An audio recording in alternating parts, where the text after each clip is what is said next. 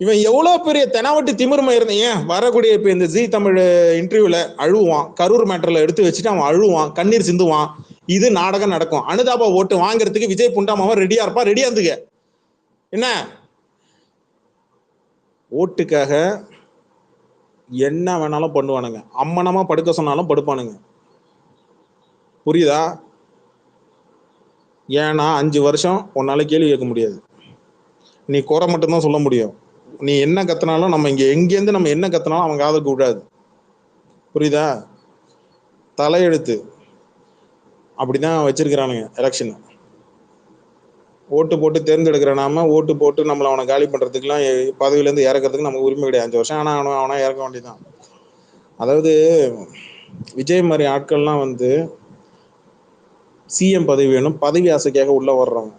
இந்த வரக்கூடிய இந்த இன்டர்வியூ, ஜி தமிழ் இன்டர்வியூல மார்க் மை வேர்ட், அங்கே சென்டிமெண்ட்டாக கேள்வி கேட்கறதும், சார் கீழே குடிஞ்சு அப்படியே கண்ணை துடைக்கிறதும், அழுவுறதும், அப்படியே உருக்கமாக போகிறதும், கேமரா ஜூம் பண்ணி அவன் கண்ணுக்கு போகிறதும் சொல்கிறேன் நடக்கும்.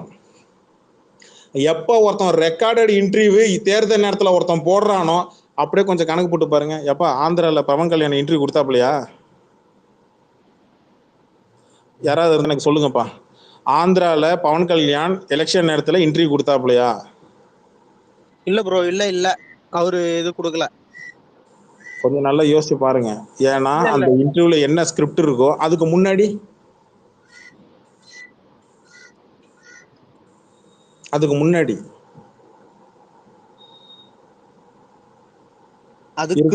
தெரியல ப்ரோ.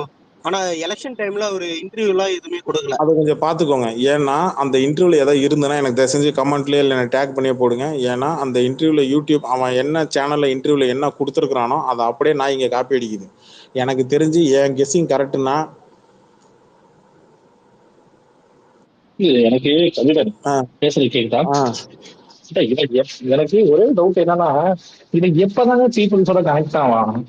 இப்பதான் மக்களை டோர் டு டோர் போய் இப்ப இப்ப கபிலன் வீட்டுக்குள்ள உட்காந்துருக்காரு அப்படின்னா கதவை தட்டி சார் ஏதோ நான் டிவிக்கு வந்துருங்க சார் எனக்கு ஊட்ட போடுங்கன்னு இவன் எப்பதான் கேட்பான்?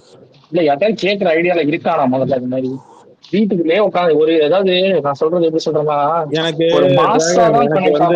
கொஞ்சமா எனக்கு டவுட் எனக்கு ஹெவியா வர ஆரம்பிச்சது ஒரு கட்டத்துக்கு நான் கன்ஃபார்மே பண்ணிட்டேன். எப்ப நான் எலெக்ஷன் கமிஷன் ஆஃப் இந்தியா எப்ப விஜய் மேல நடவடிக்கை எடுக்கலையோ அப்பையில இருந்து விஜய்க்கு கொடுத்த அசைன்மெண்ட் என்னன்னா, இங்க அதிமுக இடத்துக்கு பதிலாக இங்கே டிவிக்கு உட்கார வைக்கிறது தான் அசைன்மெண்ட்ன்றது பச்சையா தெரியுது. அதிமுக தான். ஆனா எனக்கு டவுட், எனக்கு இப்ப திமுகவும் நடவடிக்கை எடுக்கல, பிஜேபியும் அவன் மேல நடவடிக்கை எடுக்கல. எனக்கு அந்த டவுட் வருமா வராதா? நான் கேக்குறது, நீங்க இப்ப இப்ப இவரு ஸ்டாலின் எடுத்துங்க, இவனை கூட எடுத்துங்க, எடப்பாடி கூட எடுத்துங்க, ஓகேவா? ரோடா போய் நிக்கிறானுங்க, உருள்றானுங்க, பிறல்றானுங்க. இப்ப ஸ்டாலின் ஐயெல்லாம் கல்ல வாக்கிங் போற டைம்ல வாக்கு சேகரிக்கிறாரு. வண்டியை செக் பண்ற டைம்ல அங்க வண்டியை ஒரு 10 நிமிஷம் செக் பண்றாங்க, வெளியில வந்துட்டு அங்க போயிட்டு வாக்கு சேகரிக்கிறாரு. அவங்க ஒரு வாக்கியம் அவ்வளவு இம்பார்ட்டன்டா பாக்குறானுங்க. இவனுங்க என்னன்னா ஓட்டு சேகரிக்கவும் வர மாட்டேங்கிறாங்க. கேட்டா அடுத்த ஸ்கிரிப்ட் நான் சொல்றேன். நேத்து ஸ்டாலின் வண்டியில இருந்து இறங்கி இந்த பக்கம் அவர் செக் பண்ணும் போது நான் போய் ஓட்டு கேட்க போறேன்ட்டு அந்த பக்கம் இருக்கிற மக்கள்கிட்ட ஓட்டு கேட்டாப்ல. அந்த வீடியோ வந்துச்சா? மக்களே, நாளைக்கு விஜய் பிரச்சாரம் பண்றதுக்கு போறான் ஒரு ஏரியா. அவன் வண்டியை வாகன சோதனை சொல்லி எடுக்க போறாங்க. சார் கீழே இறங்க போறாரு. Note this point. அவர் வண்டியை விட்டு இறங்கின உடனே மக்கள் சூழ போறாங்க. அப்படியே கூட்டம் கூட்டமா வரப்போகுது. உடனே மக்கள் சார் நீங்க உடனே வண்டி எடுத்துட்டு கிளம்பி போங்க சார். தன்னைத்தானே அங்க 96ல இருக்கிற ரஜினியாக உணர போகிறார் ஒருத்தர். பாருங்க, எழுதி வச்சுக்க. நேத்து ஸ்டாலின் வண்டியை எப்படி இது பண்ணி சோதனை பண்ணாங்களோ, சீமான் வண்டியை எப்படி சோதனை பண்ணாங்களோ, அதே மாதிரி விஜய் வண்டியை சோதனை பண்ண போறாங்க. சார் வண்டி விட்டு கீழே இறங்க போறாரு. பாருங்க, நீங்க நடக்க போகுது பாருங்க. இது ஸ்கிரிப்ட் 1. ஸ்கிரிப்ட் 2வது பேட்டி. அந்த பேட்டியில உருக்கமா கேள்வி கேட்க டான் டான் டான் டான் அண்ணன் மக்க பண்ண பதில டப்பு டப்பு டப்புன்னு சொல்ல. இதுல என்ன கொடுமைன்னா, அண்ணனுக்கு பதில் சொல்றதுக்கு முன்னாடி நம்ம அண்ணனுக்கு ஆக்ஷன் சொல்லணும். ஆக்ஷன் சொன்னாதான் அண்ணனுக்கு பதிலே சொல்ல வரும்.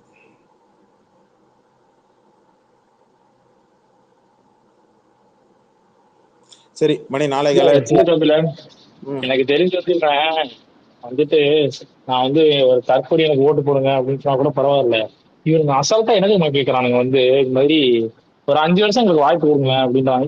எப்படிங்க ஒரு என்ன நம்மளோட 5 வருஷத்தை வாய்ப்பு நம்பி இவனை இல்ல நம்பி கொடுக்க விட முடியும்? இல்ல இது எப்படின்னா, ஏங்க எனக்கு ஒரு பொண்ணு இருக்கு, நல்ல பொண்ணுங்க, நீங்க கல்யாணம் பண்ணிக்கோங்க அப்படின்னு சொல்ற மாதிரி இருக்கு. என்ன இது? எனக்கு ஒரு மாப்பிள்ளை ஐயா இருக்கு, ஏம்மா 5 என் பையனை கல்யாணம் பண்ணிக்க அப்படின்னு சொல்ற மாதிரி இது. வாய்ப்புன்னா அப்ப உனக்கு முன்னாடி உனக்கு வந்தவனுக்கு வாய்ப்புனா உனக்கு முன்னாடி பிறந்தவன் அவனுக்கு தானே முதல்ல வாய்ப்பு கொடுக்கணும். சார் நான் கேக்குறது அதை விடுங்க. நான் கேக்குறது 5 வருஷம் ஐயா. ஒரு ஸ்டேட்டோட 5 வருஷத்தை எப்படி வந்து ஒரு அட்மினிஸ்ட்ரேஷன் கூட ஒழுங்கா நான் பார்க்க சொல்றது தெரியாம புரியுதா? நம்பி கொடுக்க முடியும்? இங்க ஆ? திமுகவுக்கு அதிமுகவுக்கு வாய்ப்பு கொடுத்தாச்சு அப்படின்னா, அதுக்கு அடுத்தது எவ்வளவோ கட்சிகள் எனக்கு வாய்ப்பு கொடுங்க வாய்ப்பு கொடுங்கன்னு முன்னாடி கியூல நிக்கிறான். உனக்கு ஆமா. சீனியர் அங்க கியூல நிக்கிறான் போது நீ இப்ப வந்து சேர்ந்தவன் உனக்கு திடீர்னு உனக்கு நான் எதுக்கு வாய்ப்பு கொடுக்கணும்? உன்னை விட சீனியருக்கு எல்லாம் வாய்ப்பு கொடுக்கணும். கூட்டத்தையே ஒழுங்கா நடத்த தெரியல நாயி. ஆனா வந்து உனக்கு நீ வந்து எனக்கு தமிழ்நாடு கொடுங்க, நான் நடத்தி காட்டுறேன். எது கேட்டாலும் எங்க தலைவருக்கு நிர்வாக தெரியாதுங்க, திறமை. தெரியாம நடந்திருக்கோம். எது இங்கதான் கேட்டாலும் ஒரு என் பாயிண்ட் இருக்கு.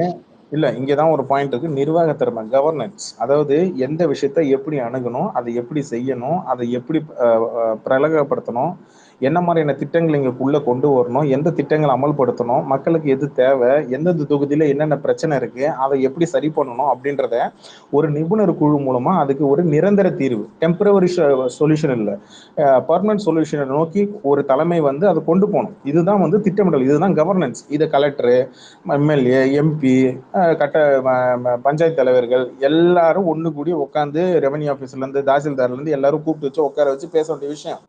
ஏன்னா தமிழ்நாட்டுல கிட்டத்தட்ட 234 தொகுதியில ஏகப்பட்ட பஞ்சாயத்து இருக்கு. ஒரு ஒரு தொகுதியில ஒரு ஒரு பஞ்சாயத்து இருக்கும். ஒரு தொகுதியில தண்ணி இருக்காது, ஒரு தொகுதியில கரண்ட் இருக்காது, ஒரு தொகுதியில ரோடு சரியா இருக்காது, ஒரு தொகுதியில வந்து இன்னும் வந்து படிக்கிறதுக்கு பசங்க போயிட்டு வரதுக்கு சரியான ரோடு வசதி இருக்காது, பாலம் வசதி இருக்காது, தண்ணியில ஆத்துல இறங்கி போவாங்க. சில ரோடுகள்ல வந்து விவசாயத்தால விவசாயம் பண்ண முடியாம, விவசாயம் பண்ண முடியும் ஆனா காட்டு விலங்குனால பிரச்சனை வரும், கரண்ட் கம்பி பிரச்சனை, பொது பிரச்சனை, ஏகப்பட்ட பிரச்சனைகள் இருக்கு. இந்த மாதிரியான சராசரி இருக்கிற அடிப்படை தேவைகள் பிரச்சனை ஒரு ஒரு கேட்டகரியா போடுவாங்க. அடுத்தது மக்களுக்கு அடிப்படையான வசதிகள் பிரச்சனை, அடுத்து சுகாதார பிரச்சனை, மழைக்காலங்களில் இருக்கக்கூடிய பிரச்சனை, வெயில் காலங்களில் இருக்கிற பிரச்சனை, விவசாயிகள் பிரச்சனை, அடுத்தது கவர்மெண்ட். இந்த மாதிரி நீங்க கோடு போட்டீங்கன்னா செஸ் போர்டு மாதிரி போவோம். அப்ப அதுல ரொம்ப அதெல்லாம் நீ ஓட்டு போடு. இது எப்படி தெரியுமா இருக்கு? அதெல்லாம் எனக்கு தெரியாது, என் அண்ணா எல்லாத்தையும் விட்டுரு வர்றாரு, நீ ஓட்டு போடு. ஏன்னா ஒரு பெரிய மயிறு, அந்த மயிறு எல்லாத்தையும் விட்டுரு வருது, அதனால ஓட்டு போடு. என்ன விட்டுரு வந்த? பொண்டாட்டி புள்ளிய விட்டுரு வந்துட்டாரு, நாங்க விட சொன்னோமா? நான் மறுபடியும் சொல்றேன். படம் நடிக்கிறத தமிழன் விட்டு வந்திருக்கிறாரு. இருங்க. இல்ல வரேன் தமிழன் வரேன் தமிழன் படம் நடிக்கிறத விட்டுட்டு வந்திருக்கிறாரு. நாங்க நடிக்க வேணாம்னு சொன்னோமா? அப்பா அம்மாவை நான் விட்டுட்டு இங்க வந்து உட்காந்துருக்கேன். உங்க அப்பா அம்மா மேல நாங்க விட்டுட்டு வர சொன்னோமா? அதுக்கடுத்து வந்து நான் வந்து என்னது உச்சத்தை விட்டுட்டு வந்தேன், 250 கோடி சம்பளத்தை விட்டுட்டு வந்தேன். 250 கோடி சம்பளத்தை விட்டுட்டு வர சொல்றோம். ஏன்டா அவன் கையில மொத்த சொத்து 404 கோடின்னு எதுக்கிட்ட கணக்காட்டுறான்? 410 கோடின்னு எது கணக்காட்டினா? அப்ப மிச்ச பணம்லாம் எங்க போச்சு? அப்ப இங்க என்னன்னா, மத்தவங்களாம் யோக்கியம் கிடையாது, ஆனா எனக்கு நீ ஓட்டு போடு. மத்தவன் யோக்கியம் கிடையாதுன்னு சொல்றதுல ஓகே, ஆனா நீ யோகியன்னு நீ மத்தவனை தீய சக்தின்னு சொன்ன, திமுக தீய சக்தின்னு சொல்ற, அப்ப இன்னொரு சக்தி வந்து அடிமை சக்தின்ற, நீ வந்து தூய சக்தின்ற. நீ தூய சக்திக்கு ஏதாவது ஒரு எடுத்துக்காட்டு, ஒரு எக்ஸாம்பிள். இதை நான் பண்ணியிருக்கிறேன், இல்ல நான் வந்து உத்தம, நான் எல்லாம் கொள்ள அடிக்க மாட்டேன், இதை தாண்டா காலகாலமா 50 வருஷமா எல்லாரும் சொல்லிட்டு இருக்கிறாங்க. நீ அதான் சொல்ற. முதல்ல முதல்ல ஒரு 2 விஷயத்த முதல்ல உங்களுக்கு தெளிவுபடுத்தணும். முதல்ல வந்து இவன் விட்டுட்டு வரல, அவங்க விட்டுட்டு போயிட்டாங்க. ஓகேவா? அதே மாதிரி இவங்க சொல்றானுங்கல்ல, நாங்க தனியா நிக்கிறோம், தனியா நிக்கிறோம். தனியா நிக்கல, இவங்க தனித்து விடப்பட்டு நிக்கிறானுங்க. தனித்து ஓகேவா? விடப்பட்டவங்க செந்தில் டீசெண்டா தமிழ்ல சொல்லக்கூடாது, டீசெண்டா சொல்லாதீங்க. இவனுங்கள் அரசியல் அனாதைகள். ஏன் சொல்றேன் அப்படின்னா, என்ன எந்த அரசியல் கட்சியாவது அதுவும் எலெக்ஷன்ல நிக்கும் போது பிச்சை எடுக்கிறதை விட கேவலமா பாங்க கூட்டணிக்கு உங்களுக்கு ஆட்சியில பங்கு அதிகாரத்துல பங்கு தரோம் எந்த வளரக்கூடிய அரசியல் கட்சி யாராவது சொல்லுவானா? வளரணும்னு நினைக்கிற ஒருத்தர் சொல்லுவானா? கேண்டிடேட்டே இல்லாத ஒரு அரசியல் கட்சிங்க இவனுங்கெல்லாம். சும்மாங்க இவனுங்க காமெடி பண்ணிட்டு இவனுங்க. இங்க பாருங்க, இந்த எலெக்ஷனு ஃபன்னு மெட்டீரியல் நிறைய இருக்கு. பார்க்கலாம், வரலாம், சொந்தக்காரங்க வீட்டுக்கு வரலாம், பார்க்கலாம், சந்தோஷப்படலாம். டிவியில் பார்க்குறீங்களா, லைக் அடி தட்டலாம், இன்ஸ்டாகிராம் போகிறீங்களா பார்க்குறீங்களா, யூடியூப் போய் பார்க்குறீங்களா, சந்தோஷப்படலாம், ஜாலியாக இருக்கலாம். ஆனால் இவங்கெல்லாம் ஓட்டு போடக்கூடாது. இவனுங்க எப்படின்னா சர்க்கஸில் மேலே அந்த ஸ்விங் மாதிரி பண்ணுவாங்க, அது ஒரு கேட்டகிரி. இந்த யானை மேலாம் நடந்து போவாங்க, அப்புறம் நிறைய இந்த லேடிஸ்லாம் வந்து ஜம்ப் பண்ணிலாம் ஒன்று பண்ணுவாங்க. இதெல்லாம் ஓகே. நடுவில் ஜோக்கர்னு ஒருத்தன் வருவான், இது எல்லாம் போர் அடிச்சதுன்னா ஜோக்கர் தனியா ஒரு ஜோக் ஒன்று பண்ணிட்டு இருப்போம். எதுக்குன்னா நம்மளை என்டர்டைன்மெண்ட் பண்றது. டிவிக்கே அந்த மாதிரி தான். மற்றவன்லாம் அவன் திறமையை காட்டுவான். யானை கிட்ட சிங்கத்துக்கிட்ட உட்காந்து மேலே ஸ்விங் பண்ணி ஒருத்தனை பிடிச்சி அந்த மாதிரி பண்ணுவான். ஓகேவா? ஆனால் நடுவில் ஒரு ஜோக்கர் வந்து நம்மளை சிரிக்க வைப்பான். அவன் சிந்திக்க வைக்க மாட்டான், அவன் சிரிக்க வைக்க மட்டும்தான் நம்ம வேலையை பண்ணுவான். அவன் தான் விஜய், அவன் தான் டிவிகே கட்சி, அவன் ஜோக்கர். மிச்சம் இருக்கிறதெல்லாம் அரசியல் பண்ணுவாங்க. இந்த அரசியல் மத்தியில் பண்றவங்களுக்கு நடுவில் ஒருத்தன் ஜோக்கர் வந்து ஒருத்தன் வந்து பண்ணிட்டு இருக்கிறான்னா ஹீஸ் எ பக்காவான பியூர் குளோனு, வடிகட்டாத பியூர் குளோனு. எப்போ 5 மணி வரைக்கும் தான் ஸ்பேஸ்ன்னு சொல்லியிருந்தேன். மணி 4:30 ஆயிடுச்சு. எனக்கு கொஞ்சம் வேலை இருக்குது, அதனால தான் 5 மணி வரைக்கும் சொன்னேன். 4லேருந்து ரெகுலர் டைமில் போடுவேன். ஆனால் அன்டைமில் ஸ்பேஸு நடக்கவே நடக்காது இனிமேல். மேக்ஸிமம் வேணால் இது 1-2 நாள் வேணால் நான் வேணால் பார்ப்போம். அன்டைம் வரைக்கும் மிஞ்சி போனால் 10-11 மணி வரைக்கும் பார்க்கலாம். அதுவும் இந்த எலெக்ஷன் வரைக்கும் தான். அதுக்கப்புறம் என்னால் 10-11 மணிக்கு மேலே என்னால் வந்து ஸ்பேஸை போட முடியாது. அதை நான் இன்றிலிருந்து நான் தெரிவித்துக் கொள்கிறேன். மசகுட்டி, அடிச்ச கோட்ரு அடிச்ச சரக்கு தெரிஞ்சிச்சா? ஒரு மனுஷன் பகலில் படுத்துங்களாயா, மதிய நேரத்தில் 3 மணிக்குள்ள உட்காந்து படுத்துங்கிறவரை நான் பார்த்து இங்கதையா பார்த்துங்க. அடிக்கிற வெயில்ல கொரட்டை விட்டு தூங்கு. அந்த ஃபேஸ் அப்படியே பாருங்களேன், அப்படியே மல்லாக்கப்படுத்திட்டு கண்ணை திறந்துக்கிட்டே தூங்குற மாதிரி இல்லை சித்து. 3 மணி நேரம் சாப்பிட்டா அப்புறம் தூக்கம் வரும். வீட்டுல உட்காந்து சாப்பிட்டா தூக்கம் வரதான் செய்யும். ஒரு டேஞ்சரஸ் டைம் தான். வேலையில இருந்தா பிரச்சனை கிடையாது. இல்லைங்க, நான் வந்து என்னுடைய உடலை நான் சரியாக கவனிக்கவில்லை என்ற குற்றச்சாட்டு எழுந்துள்ளது. அதனால் நான் வந்து சரியான தூக்கம், சரியான இது பண்ணி ஆகணும். ஒன்றும் இல்லை, நான் கண்டிப்பாக உள்ளே இறங்கி அடிப்பேன். அதெல்லாம் மேட்ரு கிடையாது. போடக்கூடாதுன்னு நினச்சேன்னா நான் எப்படிங்க ஸ்பேஸ் போடாமல் இருந்திருப்பேன்? Okay okay okay. இந்த எலெக்ஷன் கொஞ்சம் டைம் நான் ஹெல்த்தியாக நான் பார்த்துக்கிட்டு ஆகணும். ஸ்பேஸும் போட்டு அடிக்கணும், ட்வீட்டும் போட்டு அடிக்கணும். அப்படின்றால தான் 3 நாள் என்னால் போட முடியல. இன்றைக்கி நான் போட்டதே கொஞ்சம் பெரிய விஷயம்தான். மற்றபடி நான் ஸ்பேஸ் போடுவேன். பட் ஆனால் இந்த 11-12 மணி வரைக்கும் நம்மளால் தாக்கு பிடிக்க முடியாது. 11 மேக்ஸிமம் 10 நைட்டு. இந்த எலெக்ஷன் டைம் ஒட்டி வர்ற டைம், அதனால நான் அது கொஞ்சம் நான் அப்போ மட்டும் நான் கொஞ்சம் பார்த்துக்கிறேன். ஃபுல் டைம் போட்டு அடிச்சாகணும். எங்க அப்புறம் என்ன விட்டா வேற யாருங்க போடுறது? இங்க வேற யார் இருக்கிறா நீங்க சொல்லுங்க. இந்த மொசகுட்டி மே 4 மட்டும்தான் இவர் எடுத்துப்பாராம். மே 4க்கு முன்னாடி இவர் போட மாட்டாராம். இந்த ஒயிட் பேரை வச்சு ஏதாவது போட வைக்கணும் பாப்போம். நீங்க போட்டீங்கன்னா தான் நிறைய பேர் வருவாங்கன்னு போடல. இப்ப நான்லாம் போட்டா வரமாட்டாங்க. 10 பேர் தான். எனக்கு ஆள் வரது கூட பிரச்சனை இல்லை கபில. எனக்கு போன் வரும். அன்னைக்கு வந்து நான் என்ன பண்ணுவேன், ஃபிளைட் மோட்ல போட்டுருவேன். போனாவது டேஷ் ஆகுது. முன்னாடியே சொல்லிருங்க. யாரும் இந்த ஒரு நாளைக்கு கால் பண்ணீங்கன்னா நட்பு கெட்டு போயிடும், சொந்த பந்தெல்லாம் கெட்டு போயிடும். பாத்துங்க அப்படின்னு நம்மள நான் லேப்டாப்ல கனெக்ட் ஆகிறேன். யாராவது சிவகாசியில யாராவது இருக்கீங்களா? சிவகாசியில யாராவது இருக்கீங்களா? பட்டாசு வேணுமா கபிலன்? இது எங்க எடப்பாடி தாவேகா வேட்பாளர் எங்கே தேடும் தொண்டர்கள் போட்டிருக்க, இந்த விஷயம் தெரியுமா? என்னது? எடப்பாடி தொகுதியில தாவேகா இவரை காணாமே. குரூப்ல ஷேர் பண்ணிருக்கேன் பாருங்க. எங்க போனாங்க? வேட்பாளரே காணுமா? ஆமா, என்ன காரணமா போட்டிருக்காங்க?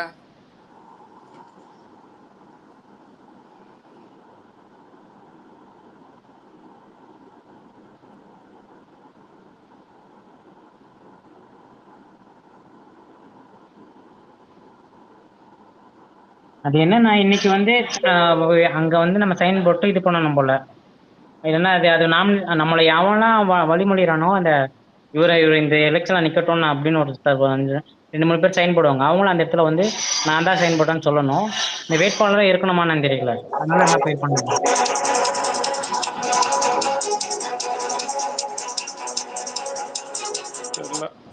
ஷேர் பண்ணிட்டேன்.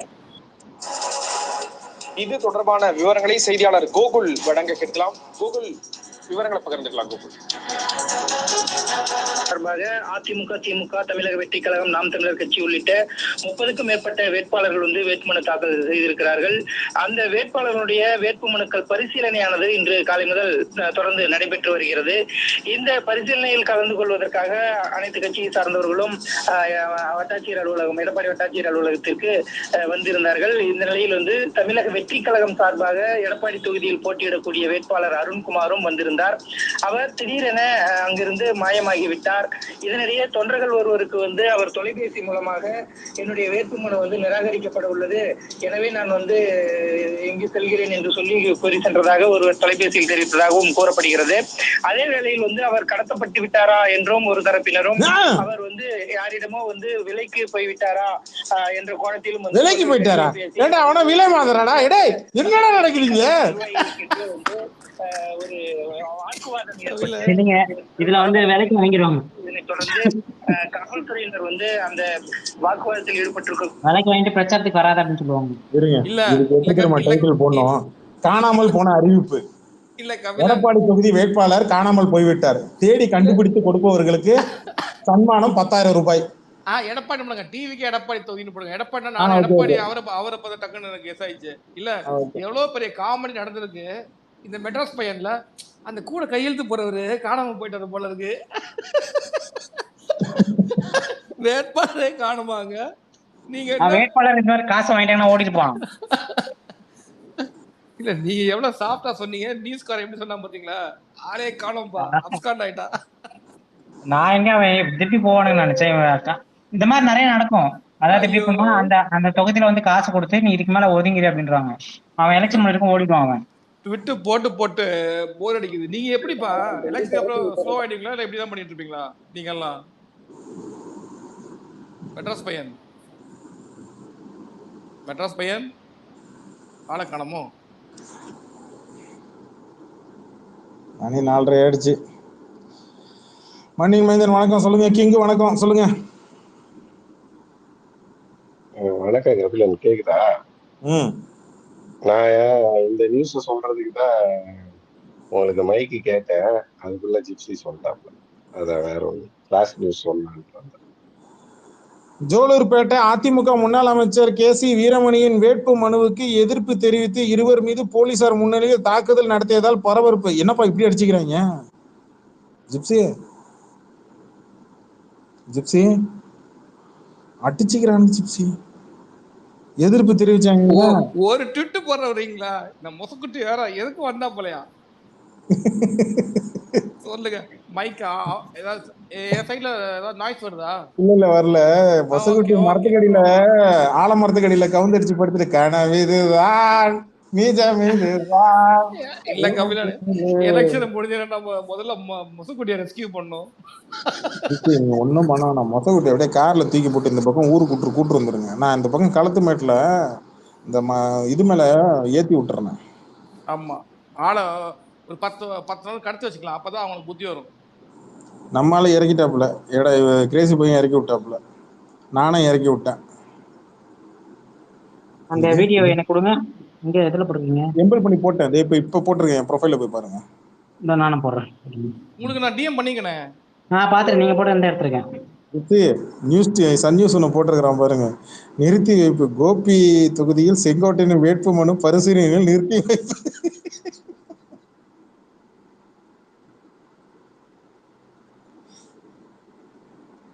இங்க தாவைக்க தலைவரே காணும், இவனுக்கு வேட்பாளர் காணும் தெரியாதுங்க. நேற்று ஏதோ மாமி வீட்டுல ஏதோ பார்ட்டி போல ஒரே வீடியோவா சுத்திட்டு இருந்தது.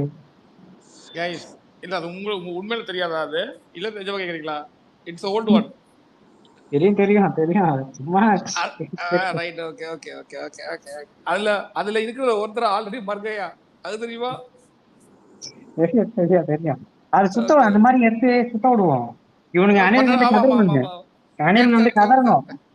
அவனுங்களை பிரச்சாரம் பண்ணவே விடக்கூடாது, நமக்கு பதில் சொல்லணும். இது இல்ல இதுரான்னு சொல்லணும். அவனுங்க அதுலயே டயர்ட் ஆயிடணும். கபிலன் டைட்டில் பாருங்க, எந்த நாய் இந்த நாய். எப்படி டைட்டில்? எந்த நாய் இந்த நாய். ஜிப்சி மே 3 என்ன டைட்டில் அத சொல்லுங்க. மே 4 டைட்டில் நீங்க சொல்றதாம்பா.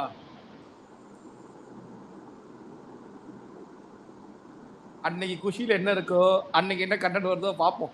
ஓப்பனாவே வச்சிருப்போம். இந்த மொசக்குட்டி ஏந்திரிக்கிட்டோம் வச்சு ஒரு டிஸ்கஷன் போட்டுருவோம். சரி, நான் பின் ட்வீட் வச்சுக்கேன். அந்த வீடியோ திருப்பி ஓடி கேளுங்க. உங்களுக்காக தான் வச்சிருக்கேன். நீங்க அதை ஸ்கிப் பண்ணிட்டீங்க. அத அவர் ஒரு வார்த்தை சொல்லுவாரு.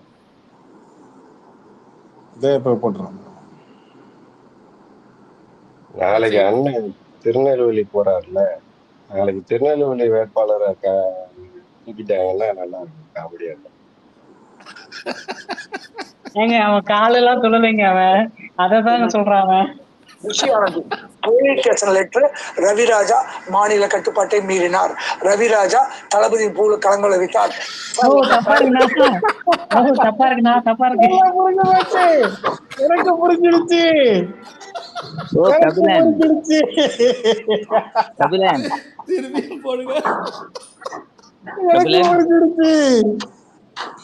பேசுறது கேக்குதா கபிலன்? வரேன் சார், வரேன் சார். வெயிட் பண்ணுங்க.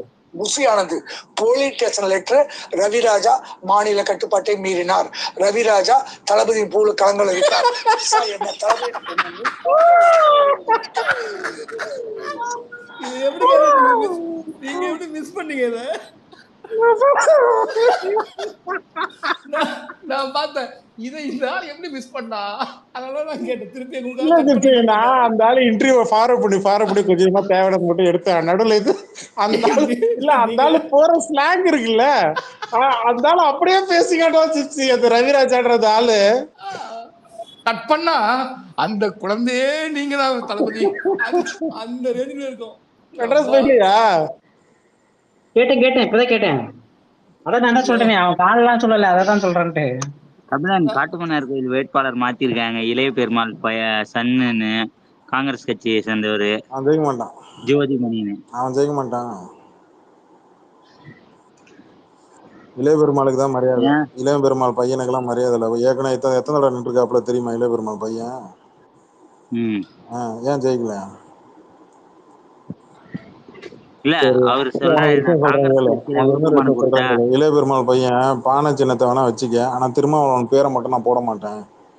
திருமாவளவன் பேரெல்லாம் எடுத்துரு. இங்க பெரிய பஞ்சாயத்து ஓடிட்டு இருக்கு, வெயிட் பண்ணு. என் ஊர்ல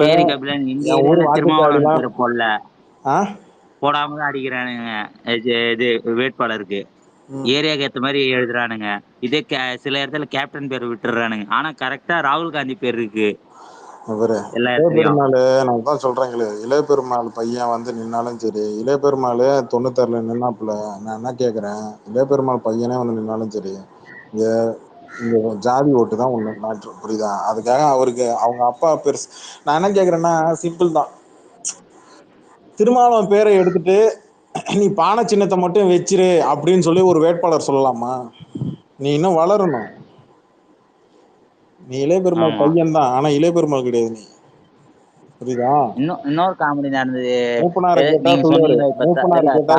எடப்பாடி வேட்பாளர் இல்ல, அவன் எல்லாம் நீ ஓடிட்டு இருப்பான். ஏன்னா வேட்புமனு தாக்கல் பண்ணாதவன் ஒருத்தன் சிதம்பரத்துல பாரின்னு அதெல்லாம் எடுத்து போட்டேன். அதெல்லாம் எடுத்து நானே போட்டேன். கேள்வி ஏதோ திருத்தணியில ஜெயிக்க போற வேட்பாளரை எடுத்து அந்த ஏரியால இப்ப சிவர் விளம்பரம் பண்ணி ஏதோ ஒரு அதிமேதாவி என்ன பண்ணிருக்கு, நான் தாவே கேக்குதான் ஓட்டு போடுவேன், நீங்க கிளம்பு.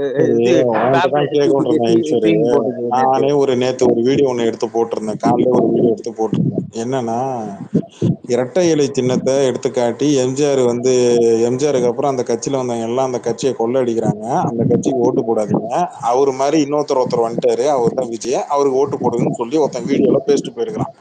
தெருவுல ஒரு வீட்டு செவுத்துல வாசப்படி பக்கத்துல இரட்டை இலை சின்னம் ஒட்டி இருக்கிறாங்க. அந்த சின்னத்துல இருக்கிற எடப்பாடியை குறை சொல்லி நீ டிவிக்கு ஓட்டு போடு, இவங்க எல்லாம் கொள்ளடிக்கிற குரூப், எம்ஜிஆர் மாதிரி விஜய் பாத்துக்க அப்படின்னு ஒரு பாட்டி மாட்ட சொல்லிட்டு போறான். இந்த வீடியோ வைரல் ஆகுது. நான் ஒண்ணு கேக்குறேன், அதிமுக களத்துல வேலை செய்யறீங்களா இல்லையா? உண்மையிலே எனக்கு தெரியல. வேலை எல்லாம் செய்யறீங்கன்னா இந்நேரம் விட்டு பொழந்துகிட்டு இருக்க வேணாம். ஏங்க எலெக்ஷன் டைம்ல எலெக்ஷன் முடிஞ்ச அப்புறம் அவனுக்கு இருக்கு அந்த தற்கொலை. அப்படியே நீங்க வாயில வந்துற கம்முன்னு விட்டு சில பேர் அப்படிதான் சொல்லி திரிவாங்க. என்ன ஆளாளு கேட்டா அங்க திமுக கேட்டா நாங்க எலெக்ஷனுக்கு அப்புறம் பாரு நாங்க அப்புறம் இப்படி பிரிச்சு தள்ளிடுறீங்க, இங்க அதிமுக கேட்டா நாங்க பாரு டிவிக்கு எலெக்ஷனுக்கு அப்புறம் பிரிச்சு தள்ளிடுறீங்கன்றீங்க. அவங்களே பிரிஞ்சு ஓடுருவானுங்க. இந்த ஆதவ அர்ஜுனெல்லாம் தாக்கு பிடிக்க மாட்டான். எஸ்ஆர் விஜயகுமார் அப்புறம் தான் ஜெயிக்க எதுக்கு போறாரு. அப்புறம் நான் ஒரு கேள்வி கேட்பேன் அப்புறம் நான் ஒரு கபிலன் கேள்வி கேட்பேன் அவனோட டிபிலே எம்ஜிஆர் கிடையாது. அவங்கிட்ட போய் நீங்க பேசிட்டு இருக்கீங்க. சும்மா என் உட்காந்துக்கிட்டு டிபில எம்ஜிஆர் கிடையாது. தற்கொலை எம்ஜிஆர் எம்ஜிஆர் சிலைக்கு பின்னாடி நின்னு பேட்டி டிபி கொடுக்குறான். எம்ஜிஆர் சிலைக்கு பின்னாடி முன்னாடி நின்னு பேட்டி கொடுத்து தானே எம்ஜிஆர்னு சொல்லி நீங்க முன்னாடி காட்டிக்கிறான். இந்நேரம் நீங்க என்ன பண்ணிருக்கணும்? அந்த ஏரியா தொகுதி அதிமுக முன்னாள் எம்எல்ஏக்கெல்லாம் எங்க போனீங்க?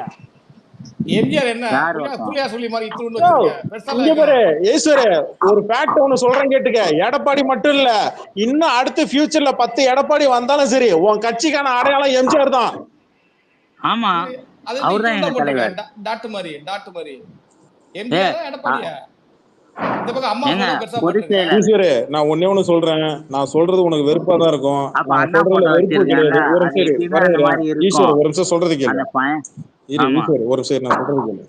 இப்ப நான் சொல்றது உனக்கு கசப்பா தான் இருக்கும். பட் நான் ஃபேக்ட் சொல்றேன். ஏன்னா உண்மை என்னைக்குமே கசக்கும். இது நான் திமுக காரங்களும் ஒண்ணு சொல்லுவேன். இப்ப நீ அதிமுக காரன் வந்தனால நான் உனக்கு ஒண்ணு சொல்றேன், நல்லா கேட்டுக்க. இது டூ ஆர் டை சிச்சுவேஷன்ல இருக்கிறப்பல எடப்பாடி முதல்ல புரிஞ்சுக்க. இந்த எலெக்ஷன் தோத்தாப்பல ஆமா இருடா வரேன். இந்த எலெக்ஷன் எடப்பாடி அவர் ஒர்க் பண்ணிட்டு இருக்க, ஹார்ட் ஒர்க் பண்ற, ஏய், எல்லாமே சொல்ல பண்றாரு. விட மாட்டேங்கிறாங்க. வேட்பாளர்கள் ஏய், எல்லாம் சொல்ல விடாண்டா. எடப்பாடி இந்த எலெக்ஷனை தோத்துட்டாப்பலன்னா பொதுச் செயலாளர் பதவி, கட்சி தலைவர் பதவியில இருந்து ராஜினாமா பண்ண வேண்டிய சூழ்நிலை வரும். எழுதி வச்சுக்க. இது 10வது தலைமை தேர்தல் எடப்பாடி தலைமையில, புரியுதா? இந்த எலெக்ஷன்ல டூ ஆர் டை சிச்சுவேஷன்ல இருக்கிறாப்புல. இந்த நேரத்துல எலெக்ஷன்ல பொதுச் செயலர் ஆனதுக்கு அப்புறம் தான் இவர் ஃபேஸ் பண்ணது நாடாளுமன்ற தேர்தல் மட்டும்தான். அதுக்கப்புறம் இடைத்தேர்தல் என்ன, இடைத்தேர்தல், நாடாளுமன்ற தேர்தல், சட்டமன்ற தேர்தல், எத்தனை தேர்தல், உள்ளாட்சி தேர்தல், ஒருங்கிணைப்பாளர் உள்ளாட்சி தேர்தல், என்ன விளையாட்டு காட்டுற? 9 தேர்தல் எடப்பாடி தலைமையில 9 தேர்தல். இங்க பாரு, எடப்பாடி சிஎம்மா இருக்கும் போதும் சரி, எடப்பாடி சிஎம் தாங்க. இப்ப நான் கேக்குறேன், அதுக்கு ஃபேஸ் ஹெட்னு ஒருத்தர் கழக ஒருங்கிணைப்பாளருக்கு தான் முழு அதிகாரம் கொடுத்திருந்தாங்க. அவரு என்ன சொல்றது உனக்கு ஈஸ்வர், உனக்கு புரியுதா? ஏத்துக்க முடியும் இல்லடா, தியரி டேய் வார்த்தைய புடிச்சிக்காதடா. நான் ஒரு தியரி ஒண்ணு சொல்றேன், அதை காதுல வாங்குடா. இங்க களத்துல தலைமை வச்சு 2 தேர்தலை ஃபேஸ் பண்ணிருக்காரு. இடைத்தேர்தல் என்னதான் ஏடிஎம் வந்தாலும் அவர் விஜய் ரசிகர் அப்படிதான் இருப்பான். டேய் களத்துல அங்க டிவிக்கு எடப்பாடியை போட்டு கேவலமா மட்டமா பேசி அரசியல் பண்றான். டிவி கேட்க